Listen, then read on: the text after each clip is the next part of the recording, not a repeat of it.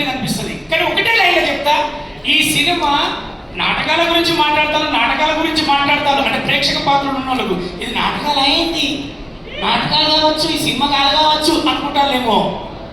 ఒక్కొక్క కథకు ఒక బ్యాక్గ్రౌండ్ తీసుకుంటారు కదా. మీ నాన్న ఏది ఆఫీసర్గా పనిచేస్తాడు, మీ అమ్మ డాక్టర్గా పనిచేస్తుంది అనడానికి ఒక బ్యాక్గ్రౌండ్ కథగా తీసుకున్నటువంటి నాటకాల ఫ్యామిలీ దగ్గర నుంచి ఒక లవబుల్ సబ్జెక్ట్, ఇద్దరు ప్రేమికుల గాథ ఈ సినిమా. ఆ ప్రేమ కోసం వాళ్ళు ఏం చేశారు, ఆ ప్రేమను గెలవడానికి, కుటుంబాన్ని గెలిపించడానికి ఏం చేశారనేది ఈ ఉత్సవంలో ఉంటుంది.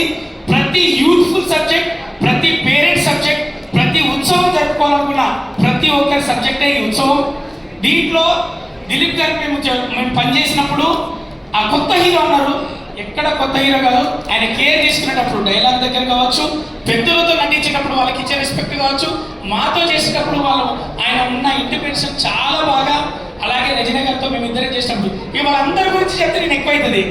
కానీ అర్జున్ సాయి మీ అందరికి కనపడి ఈ అర్జున్ సాయిలో ఇద్దరు ఉన్నారు. ఒకడు అర్జునుడు, ఎంతటి యుద్ధాన్ని చేయడానికి రెడీగా ఉండే మా అర్జునుడు, ఎంతటి అక్కడ ప్రళయం వచ్చిన వాట్ నెక్స్ట్ అనకుండా నెక్స్ట్ లెవెల్ ఒక ఐడియా చూపెట్టుకునే సాయి ఉన్నాడు. అదే మా అర్జున్ సాయి. అతని సమస్య వస్తే బాధపడకుండా భయపడకుండా ఈ సినిమాను మేము సినిమా స్టార్ట్ అయినప్పటి నుంచి స్టార్ట్ చేసిన దగ్గర నుంచి ఈ రోజు వరకు ఉన్న మా మిత్రులందరి తరఫున నేను మాట్లాడుతున్నది ఒకటి, అతను ఓపిక, అతని నిష్ఠ. ఈ ఇండస్ట్రీలో కష్టపడ్డ దిలీప్ గెలుస్తాడు, కష్టపడ్డ సాయి గెలుస్తాడు, నమ్ముకున్న ఈ సినిమా వాళ్ళందరూ గెలుస్తారు, గెలిపించాలనుకున్న మీరు అందరూ గెలిపిస్తారు.